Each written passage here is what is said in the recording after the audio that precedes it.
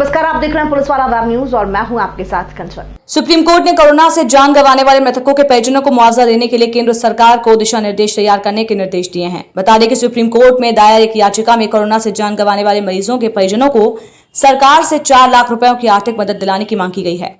हालांकि सर्वोच्च न्यायालय ने मुआवजे की राशि केंद्र सरकार को तय करने के निर्देश दिए हैं, जिसके लिए 6 हफ्तों का समय सरकार को दिया गया है।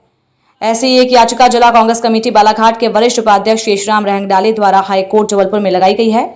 इस संबंध में आज प्रेस कॉन्फ्रेंस के माध्यम से कांग्रेस ने कहा है कि केंद्र सरकार जल्द ही मुआवजा राशि तय करके राज्य सरकारों को निर्देशित करे ताकि कोरोना से अपने परिजनों को खोने वाले परिवार को राहत मिल सके।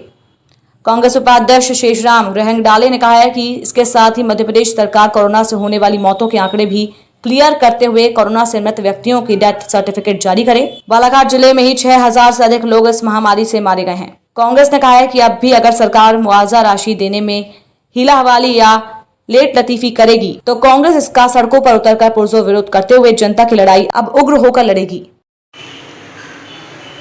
जिस प्रकार से देश में बैठी लफबाज सरकार मोदी सरकार द्वारा कोरोना काल में राष्ट्रीय आपदा घोषित करने के बाद आम जनमानस से निवेदन किया गया कि प्रधानमंत्री राष्ट्रीय आपदा कोष में अपनी सहायता राशि जमा करें। उनके आह्वान पे अरबों खरबों रुपया देश के व्यापारियों ने, देश की आम जनता ने कोरोना काल के में जो मृत व्यक्ति हैं, जिन्होंने, मैं तो क्या मृत नहीं बोलूँगा, उनको शहीद व्यक्तियों का दर्जा देना चाहिए। ऐसे शहीदों के लिए जमा हुई राष्ट्रीय आपदा फंड में प्रधानमंत्री, उन्होंने जैसे ही कोरोना काल हुआ तो प्रधानमंत्री ने 4 लाख रुपया कोरोना काल के दौरान मृत व्यक्तियों को 4 लाख रुपये उनके परिवार को देने की घोषणा की गई। लेकिन निरंतर 1 से 1.5 साल के बाद भी ऐसे व्यक्तियों को किसी प्रकार से कोई भी राशि उपलब्ध नहीं कराई गई। इस विषय पे हमारे जिला कांग्रेस कमेटी के उपाध्यक्ष भाई शेषराम रहंगडाले जी ने हाई कोर्ट में एक पिटीशन दायर की। ऐसे ही विभिन्न पिटीशन दायर हुई और सुप्रीम कोर्ट ने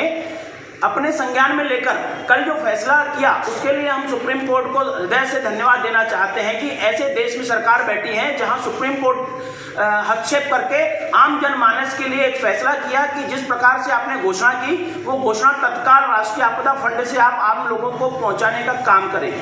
लेकिन सरकार द्वारा यह वहां पर एक आवेदन लगाया गया कि इस ऐसे आपदा फंड को अगर हम रिलीज करेंगे तो हमारा फंड खत्म हो जाएगा। तो मेरा ये पूछना है कि आपने किस हैसियत से लोगों से चंदा मांगा? राष्ट्रीय आपदा कोष का जो गठन किया, जो आरटीआई के बाहर करके आप लोगों ने वो फंड जमा किया, वो किसके लिए किया? वो भारतीय जनता पार्टी की बिल्डिंग बनाने के लिए, तैयार करने के लिए आपने किया कि आपको बंगाल चुनाव में पैसा खर्च करने के लिए, क्या कि आने वाले यूपी चुनाव में उस फंड का उपयोग करेंगे, इसलिए आपने हम लोगों से पैसा वसूली की है? सीधा हमारा यहाँ से प्रेस माध्यम से, चाहे वो स्टेट गवर्नमेंट है चाहे वो केंद्र की सरकार हो, उनसे सीधी चेतावनी है कि तत्काल सुप्रीम कोर्ट का जो आदेश है तत्काल प्रभाव में लाएं और जितने भी कोरोना काल के अंदर लोग मृत हुए हैं, जिनको हम शहीद का दर्जा देना चाहते हैं, तत्काल उनके परिवार को 4 लाख रुपए, वो जो स्टेट गवर्नमेंट ने 1 लाख रुपए किया, 5 लाख रुपए की घोषणा करें, तत्काल उनको प्रभाव से वो पैसा उनके खाते में डलवाएं। अगर ऐसा कुछ नहीं होता तो पूरे देश के अंदर कांग्रेस जमीनी स्तर पर लड़ाई लड़ेगी, रोड पर लड़ाई लड़कर इन लोगों के लिए हम लोग व्यवस्थाएं करेंगे, क्योंकि यह फैसला सुप्रीम कोर्ट का है, ये मान्य होना चाहिए। निश्चित तौर पर यह भी तय है कि जिस प्रकार से आज तक 7 साल में केंद्र की सरकार, लब्बाज सरकार ने हर फैसले को तोड़ मरोड़ के डाइवर्ट करने का काम किया, इसके लिए भी वो कुछ न कुछ हरकतें करेंगे। और मेरा मानना है ये पैसा तो देने वाले नहीं है, लेकिन कांग्रेस का प्रत्येक सजग जो हमारा नेता है, हमारा जो कार्यकर्ता है, वो जमीन पर लड़कर ऐसी लड़ाई लड़ेगा और आम जनमानस को ये फायदा पहुंचाने का काम करेगा। हाई कोर्ट में एक याचिका दायर की गई थी। केंद्र सरकार ने 14 मार्च 2020 को इस कोरोना महामारी को आपदा घोषित करके जो कोरोना से मृत हो चुके हैं उनके परिवार वालों को 4 लाख रुपये मुआवजा देने की घोषणा की। वो घोषणा करने के बाद गृह मंत्रालय से जारी हो चुकी, उसके कुछ दिनों बाद ही फिर वो घोषणा वापस ले ली गई। लेकिन अभी जो 2 साल से जो कोरोना महामारी चली है, और आप भी जानते हैं कि कोरोना महामारी में मृतकों की संख्या बहुत ज़्यादा हुई और मृतकों के आंकड़े छुपाए गए थे, उस पर भी हमने हाई कोर्ट में याचिका लगाई थी। और जो कोरोना की जो सर्टिफिकेट देते हैं, उस सर्टिफिकेट में मृत्यु का कारण कोरोना लिखा जाए, इस विषय पे भी हमने याचिका लगाई थी। इस याचिका पे सुप्रीम कोर्ट से कल निर्णय आया है कि कोरोना से मृत परिवार वालों को 4 लाख रुपए का मुआवजा दिया जाए और 6 हफ्ते के अंदर सभी राज्य सरकारों को निर्देशित किया जाएगा। हम सुप्रीम कोर्ट का बहुत बहुत धन्यवाद करते हैं कि जो सुप्रीम कोर्ट ने स्वयं इस मामले को ये लेके 4 लाख रुपए मुआवजा के लिए केंद्र सरकार को मुआवजा देने की घोषणा की।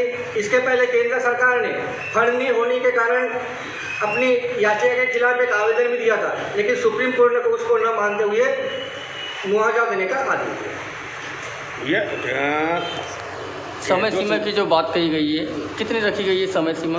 6 हफ्ते में राज्य सरकारों को निर्देशित करेंगे। तो जैसे कि अपने यहाँ पे कितने हैं अब तक, आपके आंकड़े में कितने आए बालाघाट में? बालाघाट में कम से कम हम लोगों ने जो सर्वे किया है, कम से कम 5 से 6 हज़ार लोग कोरोना मुक्त हो चुके हैं और कम से कम 200 लोगों के हमारे पास फोन सर्टिफिकेट जो रिपोर्ट है वो आ चुकी है। हम आपके माध्यम से यही जनता के आवाज़ पहुंचाना चाहते हैं कि जो सुप्रीम कोर्ट द्वारा जो मुआवजा राशि है ये आम जनता तक इसकी खबर जाए और ये अपने सर्टिफिकेट बनवाए और उस पर कोरोना मृत्यु का कारण लिखवाए।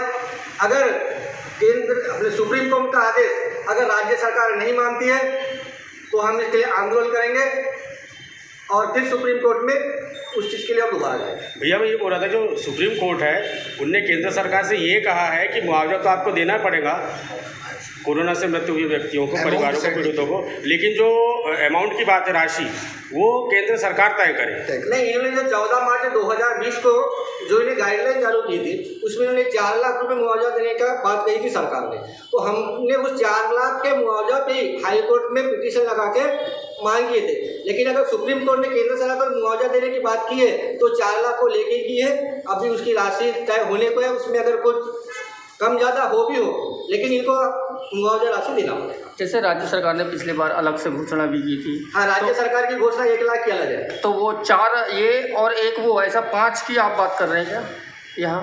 नहीं, मैं तो बात 4 की कर रहा हूँ जो सुप्रीम कोर्ट ने सरकार को आदेशित किया है और राज्य सरकार ने 1 लाख की तो पहले करी चुकी है। यानी वो भी मिलना चाहिए और ये भी मिलना चाहिए, दोनों मिलना चाहिए। अच्छा ये बताइए, जैसे कि अगर नहीं मिलता क्योंकि क्या अक्सर क्या सुप्रीम कोर्ट के आदेश माने नहीं जाते, सरकार कड़ी की तरह के अड़ंगे लगाती है। नहीं, आप अभी देख रहे हो कोरोना के आपदा में जितने भी अगर हाई कोर्ट सुप्रीम कोर्ट के ही निर्देश पे और जो इनको फटकार लगाई उसी से ये सब कुछ कर रहे हैं और इनको करना पड़ेगा। कोर्ट की अवमानना नहीं कर सकते। पर आंकड़े तो कम पेश किए गए हैं ना, तो फिर उसमें आप कैसा करोगे? नहीं, तो आंकड़े कम पेश किए उससे भी सुप्रीम कोर्ट ने निर्देशित किया है कि जो कोरोना के डेथ सर्टिफिकेट है उस पर कोरोना मृत्यु दर्शाया जाए। अस्पताल ही नहीं देता ये बात, नहीं सुप्रीम कोर्ट का निर्देश है, देना पड़ेगा। जहाँ जिन राज्यों में कांग्रेस की सरकार है, क्या उन राज्यों में भी राज्य स्तर पर 1 लाख का मुआवजा देने की बात कही गई है या ऐसी कोई घोषणा? नहीं, हमारे मध्य प्रदेश में की गई है। मध्य प्रदेश की सरकार को घोषणा भी है, आप जानते हो यहाँ तो रोज एक नई घोषणा होती है, बाकी राज्यों में घोषणा नहीं। जैसे हमारा समीपवर्ती राज्य है छत्तीसगढ़, वहाँ पे भी कोरोना से बहुत व्यक्तियों की मतलब मौत हुई, बहुत परिवार पीड़ित है, लेकिन वहाँ की सरकार ने ऐसी कोई घोषणा नहीं करी। नहीं नहीं करी। तो केंद्र जाने